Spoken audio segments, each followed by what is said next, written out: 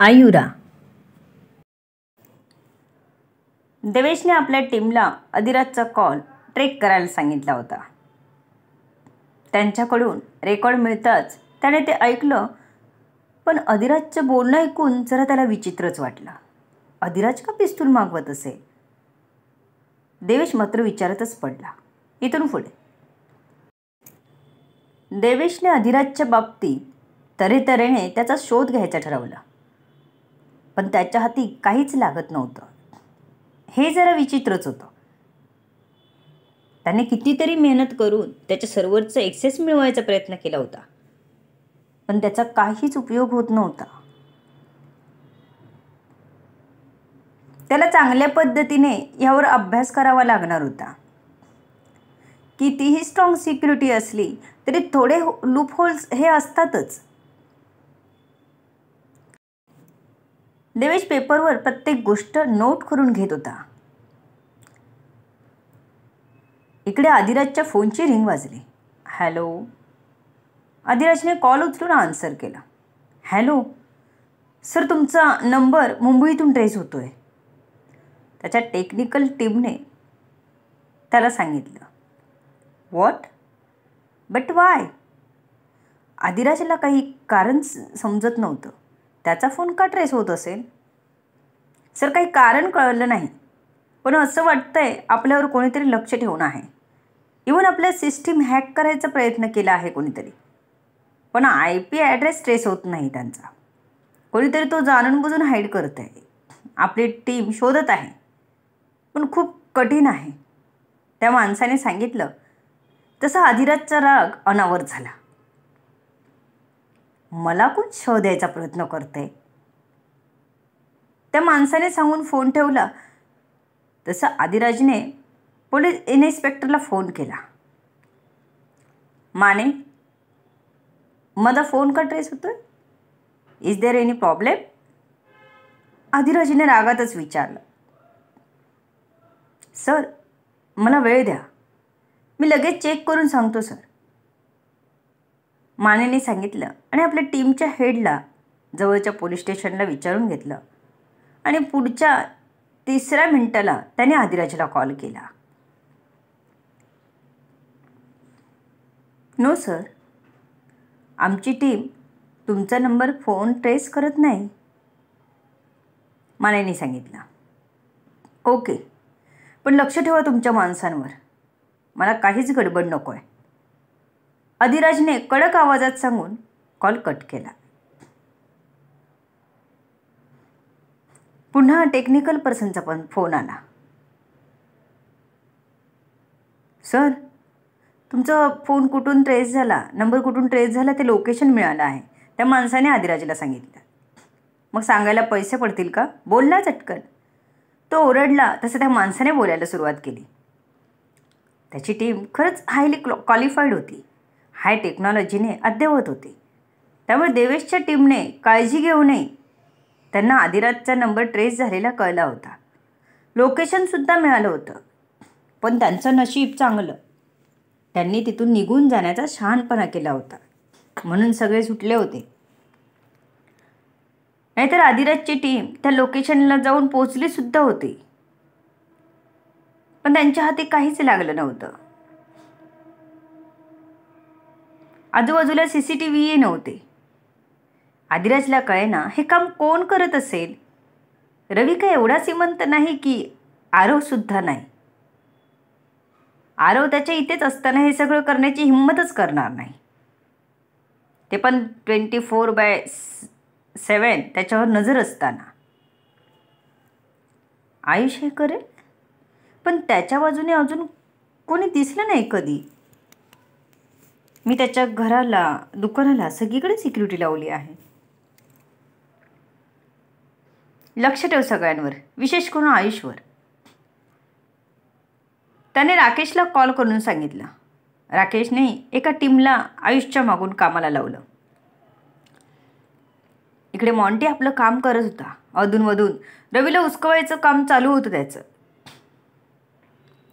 रवीने मॉन्टीसमोर असतानाच काहीच फरक पडत नाही असं दाखवत होता, पण नंतर त्याच्या बोलण्याचा विचार करून ड्रिंक करत होता. त्याच्या डोक्यात शांत झालेले आयुषला मारायचे विचार पुन्हा उचमळू लागले. आयुषला मारणं हे जरी सोपं असलं तरी त्यानंतरचे होणारे परिणाम काही साधे नव्हते. ते चांगलेच आयुष्याला भोवणारे होते. तो मॉन्टीने बोललेल्या प्रत्येक वाक्याचा विचार करत होता, पण अजूनही हिंमत होत नव्हती आयुषला मारायची. त्याला आयुषला मारायला मनात आपोआप भीती बसली होती. हल्ली वरचे वर आपण जेलमध्ये असल्याचं दिसायचं त्याला, आणि मग घाबरून झोप उडून जायची. मग ड्रिंक करत राहायचा, त्यामुळे त्याला ड्रिंकची सवयच लागली होती. आताचा रवी एखाद्या बेवड्यासारखा दिसायचा. कामावर कधी जायचा कधी नाही. त्यामुळे तिथल्या बॉसनेही त्याला काढून टाकलं. आता जॉबही सुटला होता. त्याच्या आईबाबांना काळजी वाटायची, पण तो त्यांचं काहीच ऐकायचं नाही. एवढं चांगलं आयुष्य आपल्या हाताने रवीने बर्बाद केलं होतं. मॉन्टी त्याचा ब्रेन वॉश करायचं काम करत होता. आरवला ते पिस्तूल बघून घाम फुटला. त्याने कोणाचा तरी जीव घ्यायचा ही तर दूरची गोष्ट होती.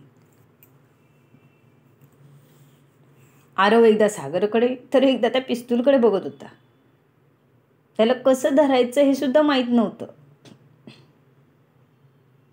खेळण्यातील पिस्तूल बघितलं होतं, खरोखरचं बघून धडकी भरत होती. त्याला फक्त दुसऱ्यांना मारायला सांगायचं माहीत होतं. त्याने आयुषला सुद्धा पूर्ण मारलं नव्हतं, नाहीतर गाडीने ठोकून तो पळाला नसता. त्याने फक्त तो रागात निर्णय घेतला होता, कारण तेवढे त्याच्याकडे गट्स नव्हते. आरव, कम विथ मी, सागरने त्याला सांगितलं. पण त्याचे पाय काही पुढे पडत नव्हते. धीरच होत नव्हता. सर, मला खरंच नाही हो जमणार. हो तर मी कोणातरी सांगतो, पण मला नका ट्रेनिंगला पाठवू. आरव अगदी गयावया करून सागरला सांगत होता. बॉसची ऑर्डर आहे म्हणत सागर पुढे चालू लागला, आणि आरव काहीच पर्याय नसल्यामुळे त्याच्या मागे. आदिराज जाळं पसरवत होता. तिथून निघून आदिराज आपल्या विलात आला. तिथे आला की त्याला आयुराची जास्त आठवण यायची. ती या महालाची राणी आहे असं नेहमीच वाटायचं त्याला. तिच्यासोबत स्वप्न बघताना त्याचं मन थकत नव्हतं.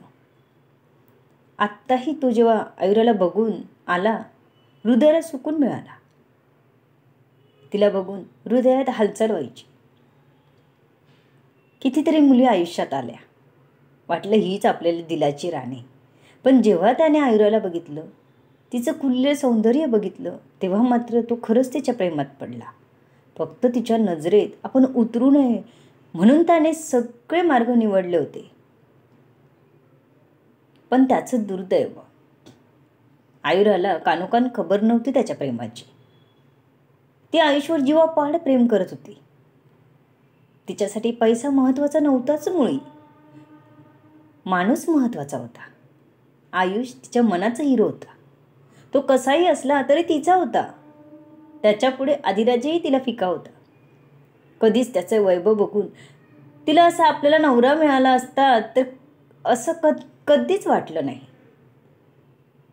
तिने मनापासून फक्त आयुषवर भरभरून प्रेम केलं होतं. आयुषही तिच्यावर खूप प्रेम करायचा जेव्हापासून त्याला कळलं होतं.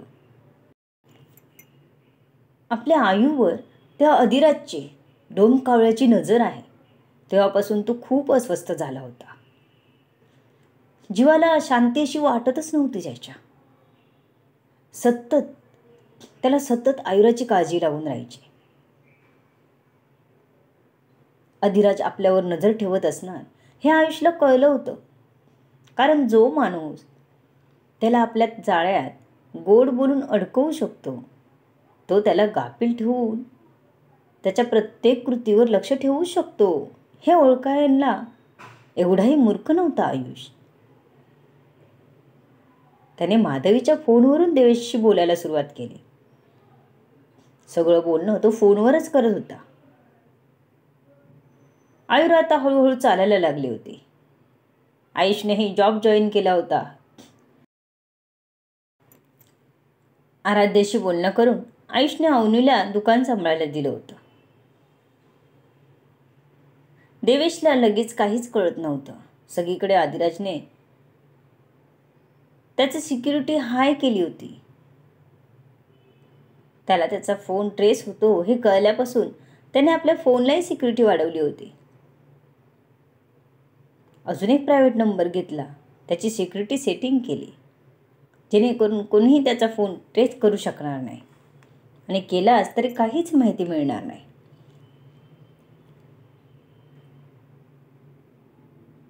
सर, आदिराजचा फोन आपण ट्रेस करू शकत नाही, देवेशला त्याच्या माणसाने कॉल करून सांगितला.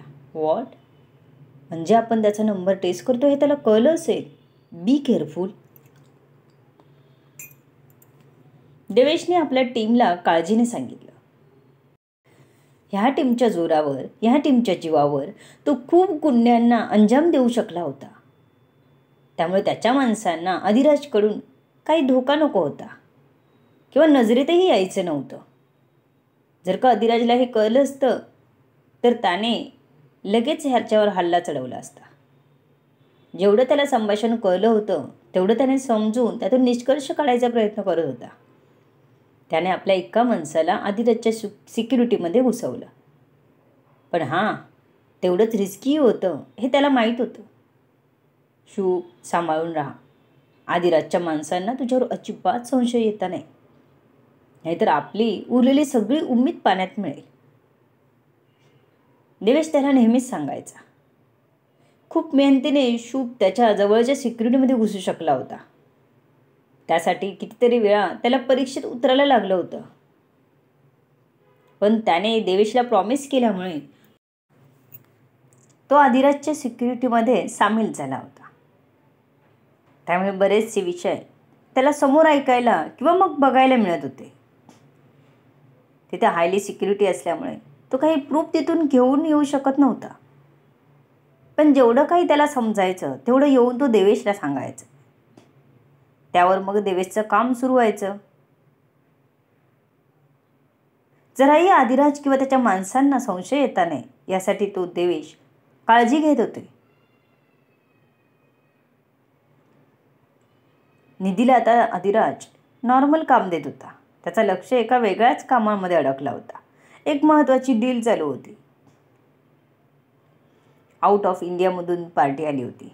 त्यामुळे डील होण्यासाठी तो त्याच्यासोबत मीटिंग, प्रोजेक्ट ह्यामध्ये तो खूपच अडकला आणि त्याचा स्टाफ सध्या बिझी झाला होता. त्यामुळे तो आजूबाजूला कुठेच लक्ष देऊ शकत नव्हता. म्हणून तो आयुराच्या मागेही जात नव्हता ना आयुषला मारायची तयारी करत होता. आयुर आता पूर्ववत होत होता. आयुष तिची काळजी घेत होता. आज तिचा चेहरा बघताना त्याला जाणवलं तिच्या चेहऱ्यावर थोडा तजेला वाटत होता. तिच्याविषयी मनात प्रेम येत होतं. तो पुढे होऊन तिच्या कपाळावर आपले ओठ टेकून बाजूला झाला. तिने मान वर करून हळूच त्याच्याकडे बघितलं. खूप दिवसाने आज तो थोडासा नशिल्या नजरेने बघताना दिसत होता. तिच्या पोटात गोळाच आला. त्या दिवशी दुखावल्यापासून त्याने साधं किस घ्यायलाही आला नव्हता. कदाचित आपण पुन्हा तिला नकळतपणे दुखावू म्हणून तो आलाच नाही तिच्याजवळ पुन्हा. पण आत्ता तिला बरं वाटलं म्हणून आज खूप दिवसांनी तिच्याजवळ आला होता. तिने पुढे होऊन त्याचा हात हातात घेतला आणि अलगद खांद्यावर डोकं टेकवलं. आज खूप दिवसांनी असे बसले होते. संध्याकाळची वेळ होती. आयुष लवकर कामावरून घरी आला होता तिच्यासाठी.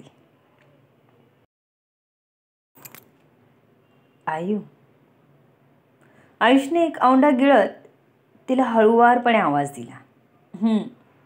तिने फक्त हुंकार भरला. मी एक किस करू शकतो? त्याच्या आवाजात थोडीशी कंपन जाणवत होती. कदाचित तिला विचारताना मनातल्या विचारांची जास्तच गर्दी झाली असावी. त्याच्या विचारण्याने ती मात्र फार लाजून गेली. तिच्या चेहऱ्यावर लाली जमा झाली. अंग एकदम शहारून आलं. लव उभी झाली अंगावरची. तिने लाजून तोंड दुसरीकडे वळवलं. आयु, इकडे बघ. तुला पूर्ण बरं वाटलं ना, की अजूनही काही त्रास आहे? आयुषने काळजीने विचारलं. तिचं तोंड फिरवणं त्याला काळजी ठेवून गेलं होतं. बरं वाटतंय, ते हळू आवाजात म्हणाली. तसा तो थोडासा तिच्याकडे झुकला. अलगद आपला हात तिच्या खांद्यावर टाकून तिला स्वतःकडे ओढून घेतलं. त्याचं लक्ष आता तिच्या ओठांवर केंद्रित झालं होतं. कान कधी गरम झाले हे सुद्धा कळलं नव्हतं त्याला. तो तिच्या सुगंधाने वेडावून गेला होता. तिने मान वर करून हळूच त्याच्याकडे बघितला. आयु. त्याचा तो मॅग्नेटिक आवाज तिच्या कानांना शांती देऊन गेला. त्याचा तिच्या ओठांवर आणि नाकांवर जाणवणारा गरम श्वास तिला त्याच्याकडे खेचू लागला. तीही मग चुंबकासारखी त्याच्याकडे ओढली गेली. त्याच्या जवळ असण्याने तिचा नाजूक हुंकार बाहेर पडला. बोलण्याच्या मनस्थितीत नव्हतीच ती. केव्हाच त्याच्यात हरवून गेली होती. तो ओठांकडे बघत होता तर ती हळूहळू पुढे होत होती. तिची अबोल संमती बघून त्यानेही तिच्या ओठांवर ओठ टेकवले. तिच्या डोक्याला पकडून तिच्या ओठांना आपल्या ओठांत कैद करून घेतलं. खूप आत खोल शांती वाटली त्याच्या मनाला. किती दिवस ते अस्वस्थ होऊन बसलं होतं आतमध्ये. तिला घट्ट जवळ घ्यायची इच्छा होत होती, पण मनाला खूप समजावलं होतं त्याने. खूप कंट्रोल केला होता.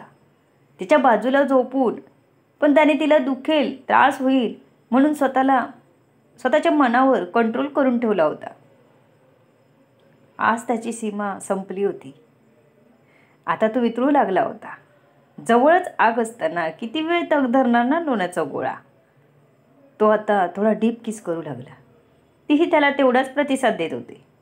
नाही म्हटलं तरी तिलाही ओढ होतीच. तिचंही तितकंच प्रेम होतं त्याच्यावर. जगातल्या सगळ्या संकटांशी ती आयुष्यासाठी लढू शकत होती, पण आयुष्यात तोच पाहिजे होता. त्याच्याशिवाय जगण्याचे विचार ती करूच शकत नव्हती.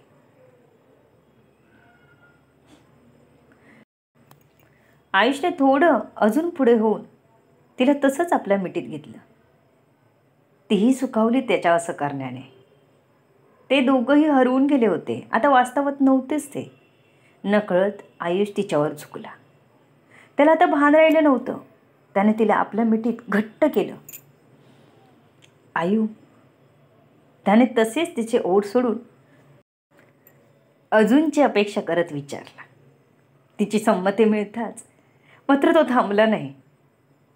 पुन्हा खूप दिवसांनी ते दोघे एकत्र आले होते. ती भावना वेगळीच होती. अंगात फिरणारी लहर आनंद देऊन जात होती. पेटलेल्या शरीरांना शांत करून दोघे तिथेच एकमेकांच्या मिठीत झोपले. आज अवनी नव्हती तर माधवी दिवाबत्ती करायला आली, पण आयुरा घरात असूनही बाहेर आली नाही म्हणून त्यांना थोडं खटकलंच. त्या तशाच आयुषच्या बेडरूमकडे चालत आल्या. काय होईल आयुराचं? माधवींना काय सांगेल आयुरा? आयुषला तिच्यासोबत बघून काय म्हणतील माधवी? To be continue. सर्व गोष्टी जाणून घेण्यासाठी पुढे येणारे भाग वाचायला आणि ऐकायला विसरू नका. तुमच्या अमूल्य प्रतिसादाची आतुरतेने वाट बघते. लेखिका शब्दवेदी उर्फ संतोषी गजानन राणे पाताडे. धन्यवाद. या कथेला जास्तीत जास्त लोकांपर्यंत शेअर करा, लाईक करा, कमेंट करा आणि चॅनलला सबस्क्राईब करा.